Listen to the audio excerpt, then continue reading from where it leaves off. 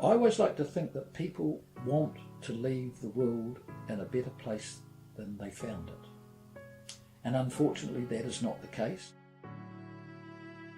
And so we're constantly picking up plastic, lesser quality water.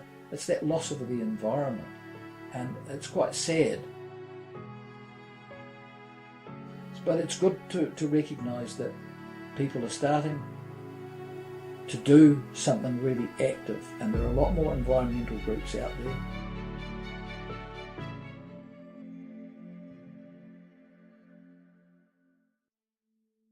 Wildlife Foxton Trust is a non-profit organisation based in Foxton. Its aims range from the planting of native flora and cleaning up rivers to educating people about native animals and environmental issues. It started when a person who owned a property on the corner of Main Street, Foxton, realised that it was a very good location for having a wildlife centre. He knew that I was already interested in the environment and preserving the wildlife of the area. He spoke to several other people who said, would you be interested in forming a trust?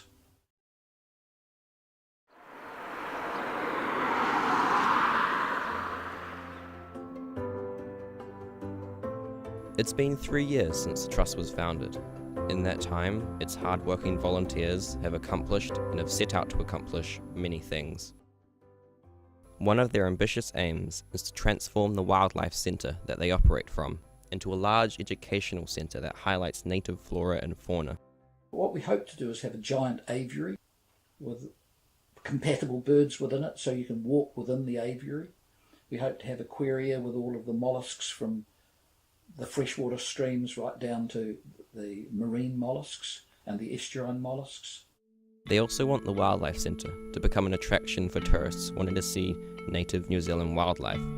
They believe it would bring more tourism to the other attractions in Foxton, such as the iconic windmill, and help the town's economy grow. Most wildlife centres concentrate on particular aspects, whether it's just native birds or native wetland birds. What we would like to do is have as many different species from the mountains to the sea of this locality for display, so that tourists can see our lizards, for instance. Very few people display lizards. Wildlife Foxton Trust probably got involved with geckos through my passion, really. I'm a trustee for this organisation.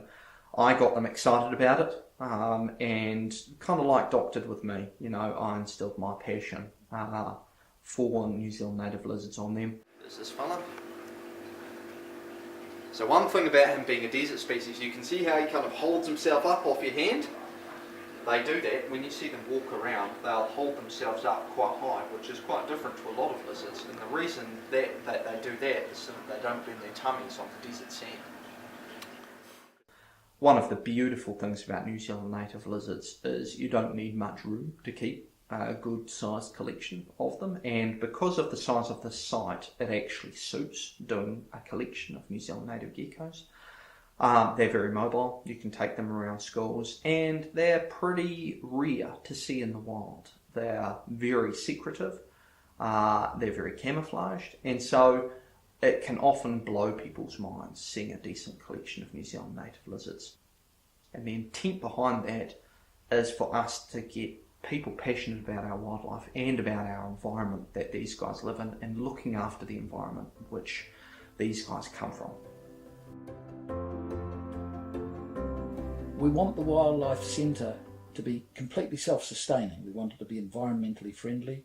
So for instance, we've already started to get a photovoltaic system so that we can generate our own electricity and be self-sustaining. Things like that, we hope to be a good example of what people should be doing. John Gerling, interim chairman of the Trust, spends hours every day chasing funds.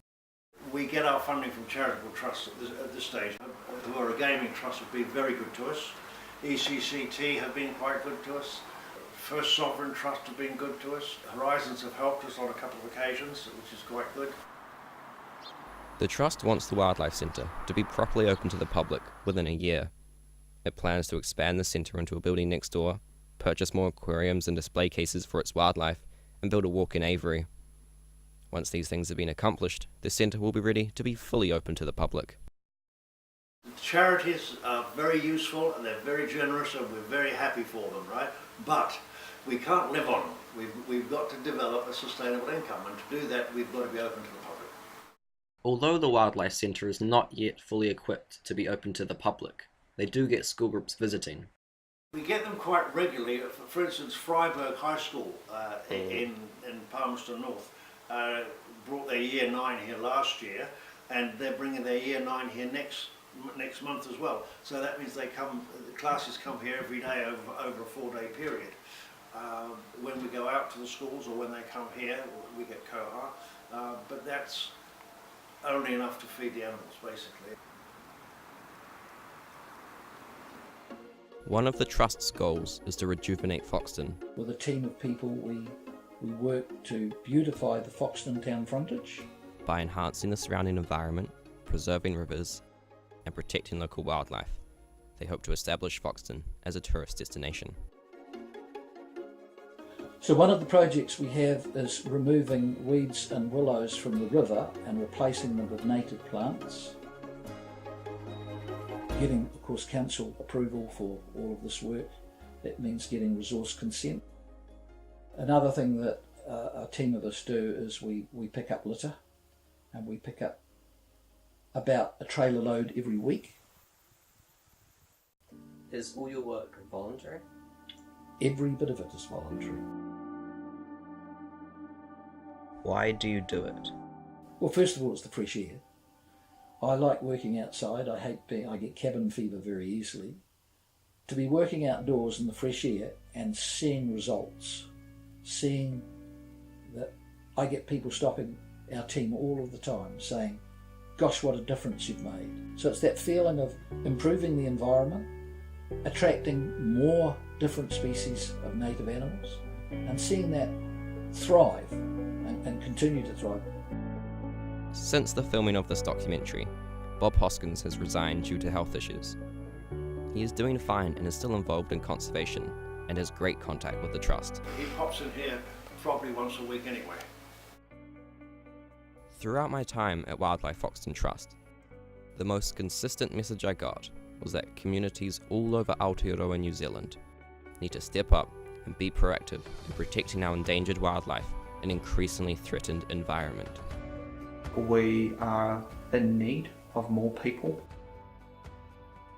And so I'd encourage anyone who's out there to come forward and be involved.